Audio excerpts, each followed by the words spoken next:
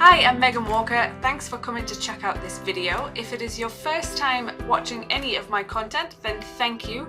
Please go ahead and like and subscribe if you like what you see. And if you are returning, thank you very much. I really appreciate it. So let's go ahead and jump into this video. It is going to be fairly long. However, I've got the breakdown in the description so you can kind of jump to the different sections. If you know how to do one part, you can just skip ahead. That's fine. I've also got a link to the corresponding blog post as well, because there is a lot to this, but believe me, I think it is worth it, definitely. This is something that I have wanted to try and figure out for some time. So the ability to have your website and have an RSS feed, which might be feeds that are for categories for different blog types, like I have on my personal website, or it might be things like news, articles, it might be something on a corporate website. But if you have an RSS feed on your site, is the ability for someone to be able to subscribe into a specific type of content they want to get, and then use the RSS feed to send them an email when that new post is published. Haven't been able to do it. It's not standard functionality, although it does exist with ClickDimensions. So this is Dynamics 365 Marketing, and I've always wanted to figure out how to do it. Finally have. Hooray! So let's go ahead and get started. Stay with me. There's a lot of pieces, but we're going to get through it. Okay, first of all, couple of things to keep in mind. I use WordPress, so obviously that's what I'm using as my example. So if you use something else, I might not be able to help you, but ultimately the basic premise should be the same. So we have categories in WordPress. So each time I publish a blog post, then I go ahead and I link it to a specific category.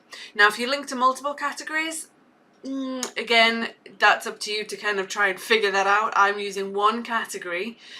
You'll probably have to adjust certain aspects of this to get it to work for your specific requirements. So I'm building it for an example, not for someone's requirements. So I've got all of my categories. So we can see here we've got Dynamics and Power Platform, Dynamics 365 Customer Voice, Dynamics Marketing, and so on. Those exact typings, wordings, spellings, whatever, if I now go into Dynamics 365 Marketing and I'm in outbound marketing, I need to add a different subscription list for each category that I've got.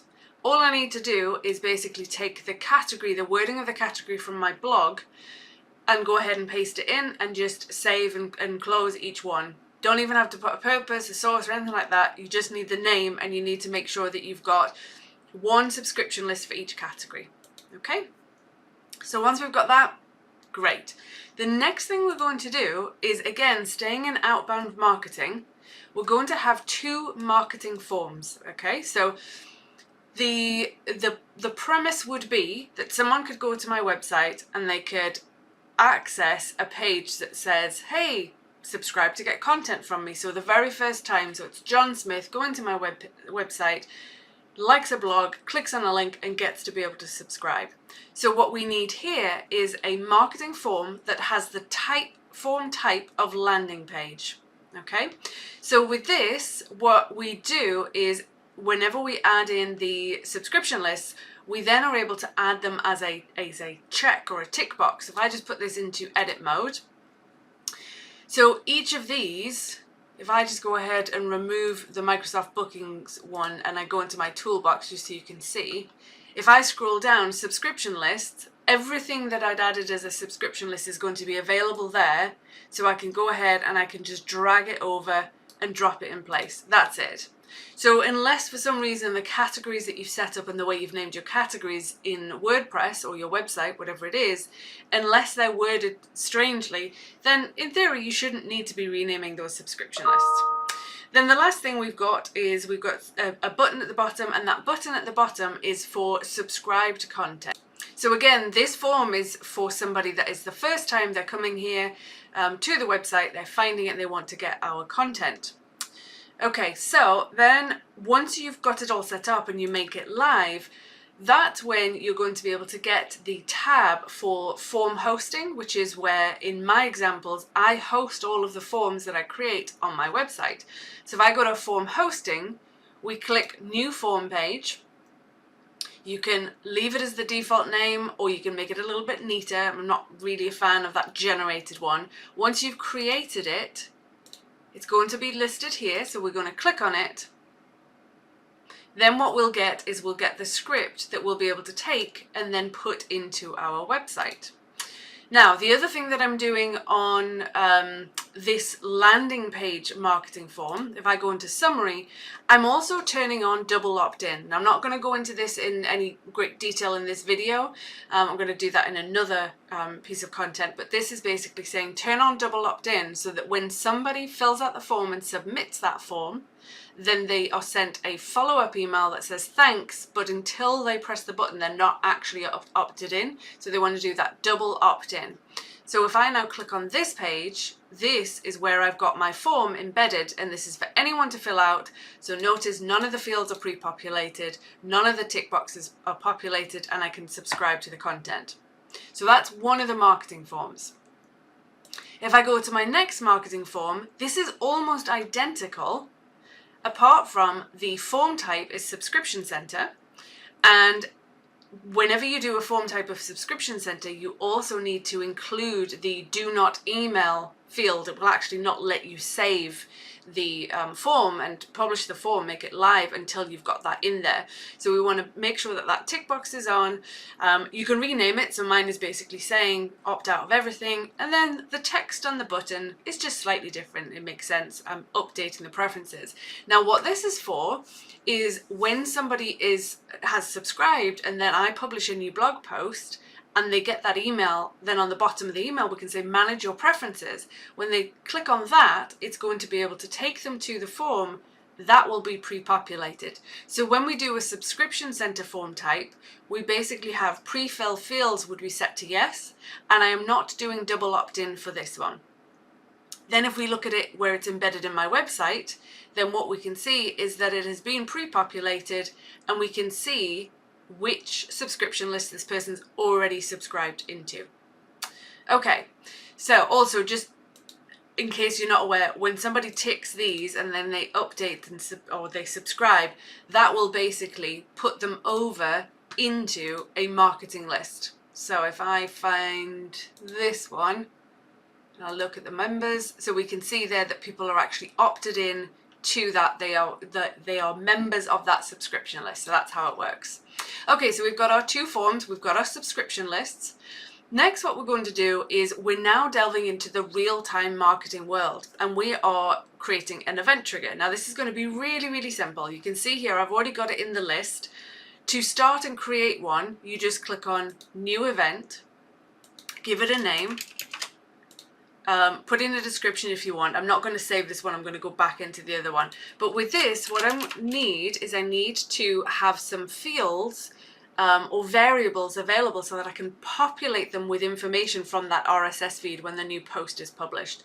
So I might say post URL, post title, post category, and finally, post category and post description. So once we've got all that in, we basically are able to click and go to the next screen. We don't need to do anything else on the rest of this. We just need to keep on going through, clicking next until we get to a page where we can basically say ready to use, and that essentially is making it live. So I'm not going to make that one live because I've already got the one that I want to be using. But we can see now that this one is in draft. That's the test one I just created. This is the one that I've made live, and until it's made live you're not going to be able to actually find it and use it in anything. So we can see here we've got RSS feed subscriptions, triggers when new blog is found in the RSS feed, and here's those different variables: category, description, title, and URL for the post. Now until I've published that or marked it ready to use, I'm not going to be able to access that information anywhere else, either in the email that I want to create and also in the flow in Power Automate. All right, so I'm going to go into the emails area next, and I'm in real-time marketing again, and this is where I'm creating an email that is essentially the same way that you create your emails in outbound marketing. So that is actually creating it, setting it up, making changes in the HTML, any of that stuff is exactly the same. However, now that we've got that event trigger created, we're able to use event trigger variables within the email itself. So if I go ahead and I'll put this into edit mode, it's going to tell me I'm editing content that's in a live customer journey. That's fine. I'm going to click continue. So we can see here that we have first name, post title, post description, and then down here we've got post category as well. Okay, I'm gonna take this email and I'm going to do a save as, and I'm going to just show you in that new version. So if I save and close that, we're just making a copy, so that we're going to be able to put it in draft and then make some edits, just so you can see how you would actually put the personalization in there for the event trigger.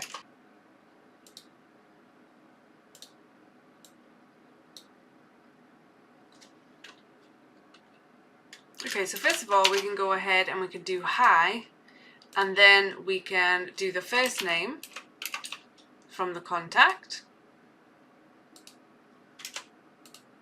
So then we can go through, and you can obviously word it however you want to, but essentially we want to take the personalization from the event trigger of the RSS feed subscriptions, or whatever you called yours.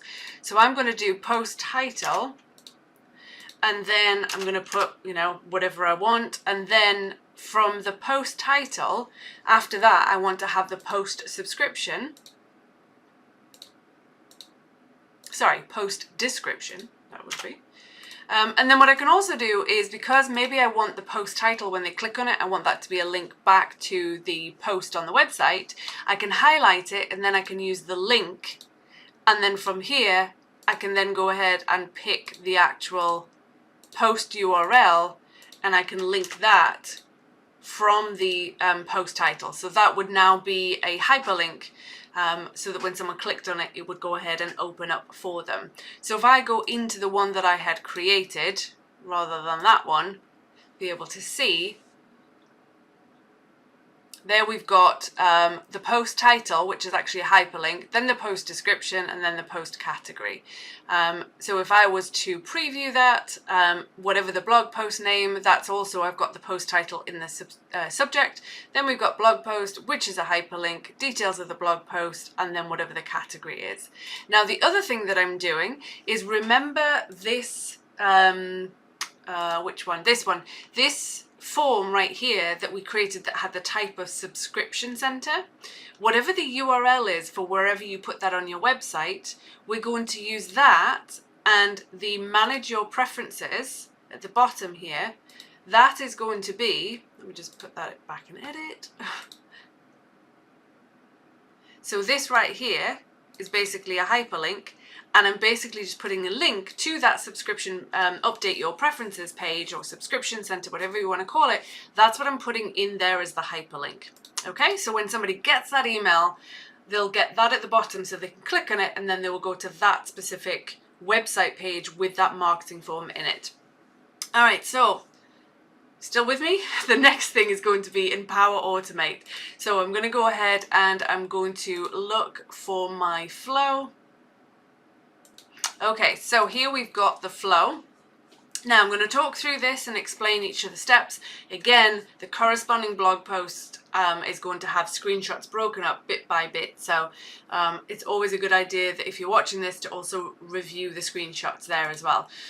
All right, so this first one, the trigger, is from the RSS Feed connector, and this is going to be where you paste in the URL for your specific feed from your website. So we've got that in. Then what I'm going to do, and some of this is just I kind of like things to be neat, and I am using steps that are known as the initialize variable action.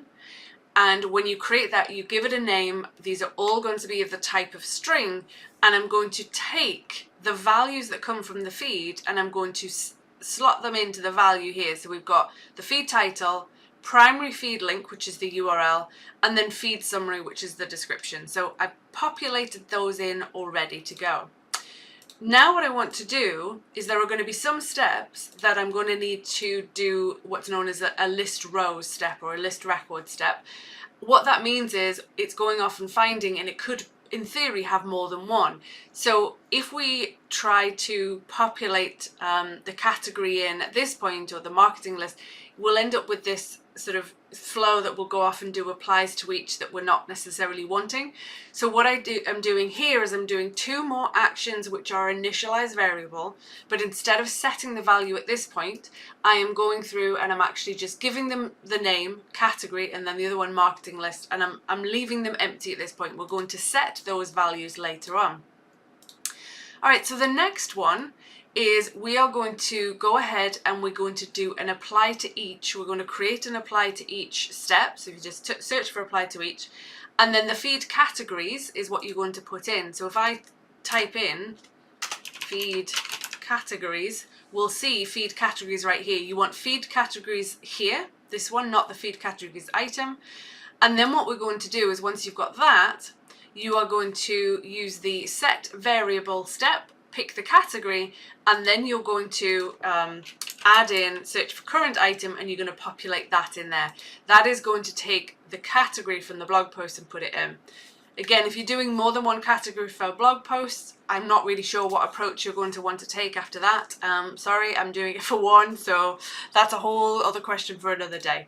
Then what we're going to do is when somebody signs up for some of your subscriptions and they tick the boxes and they end up in the subscription list, that's actually a marketing list. So what we're going to do is we are going to search, do a list rows action from the Dataverse connector, and we're going to do the table name of marketing lists, and then the filter is essentially list name EQ for equals, and then in single quotes the category variable. So I'm basically saying find the marketing list where the name of the marketing list is Dynamics Marketing, or whatever it was that was the category on that blog post. Okay. Then what we're doing is because we're doing a list step, we will find records. So I know that there'll only ever be one because I'm not naming my subscription list the same. But Power Automate doesn't know that, so I now need to do another apply to each, which means for each marketing list it finds, it will go off and do this. Again, we only have one marketing list in theory, so that's fine. And I'm going ahead, and if you just search for value, you'll have value from the find marketing list step or your list row step above.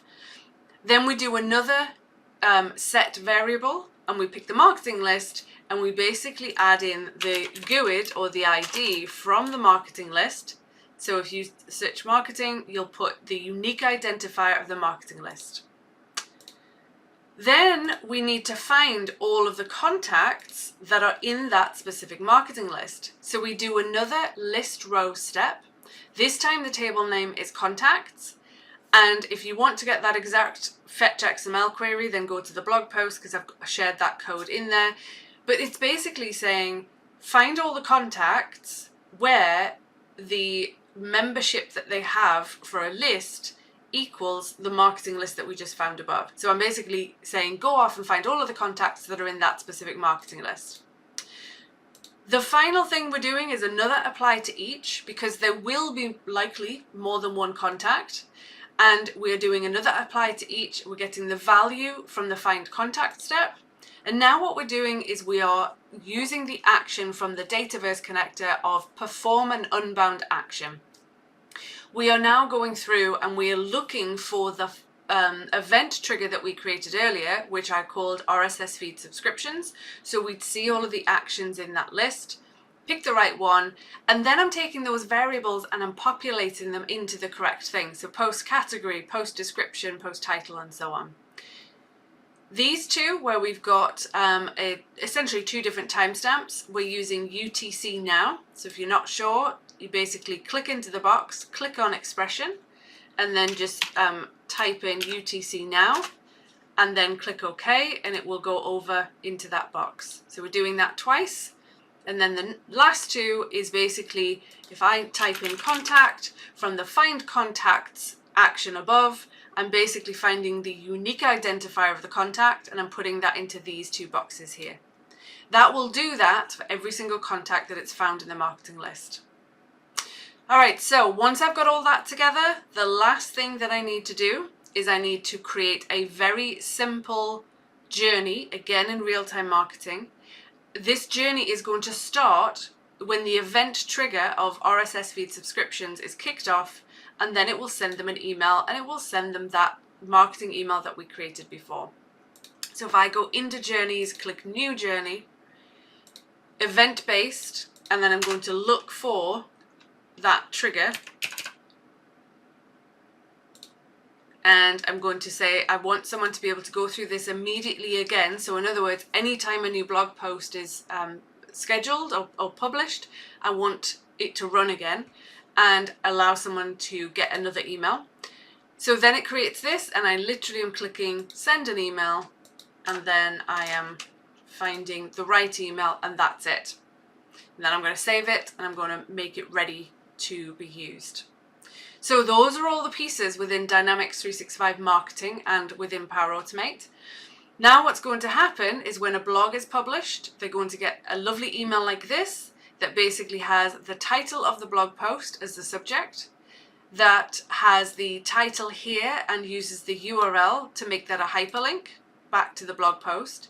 It uses the description, which is essentially a summary or the snippet of the first part of your blog. And then it is basically putting the category so they know exactly what it was that they opted into. Finally, we've got manage your preferences here. And because there's a cookie in the browser from when that person actually subscribed initially, unless they're blocking cookies, and then that's it. You can't use this, or this will not be pre-filled, but that's entirely up to them if they want to block cookies. But if, assuming they're not blocking cookies, we now see the form is pre-filled with the person's name, and we see exactly what this person has subscribed to. They can then subscribe to additional things, or they can opt out of everything, and then they can update their preferences. And then, assuming if you've got a redirect, they get taken to a different page on the website. So it's a lot. Again, the blog post will, if you want to set this up, the blog post is probably going to be really valuable because it breaks it up section by section. Also, there's going to be, will have been chapters in the descriptions. You'll be able to jump to different things. But that is how you do it. So let me know in the comments below if you've got questions. Hopefully you're able to follow through. Again, please read the blog post first before asking questions, because likely it will be, you'll find the answer in there. So good luck. Hope this works for you. And yeah, I'm really pleased that this is something that I could finally figure out. Thanks. Hi, I'm Megan Walker. Thanks for watching. I hope you enjoyed the video and that you learned something from it. If you don't want to miss out on any other content, you can go ahead and click on my face below to subscribe. And if you want to watch the next video, you can do that by clicking over here and go ahead and get started. Thanks again.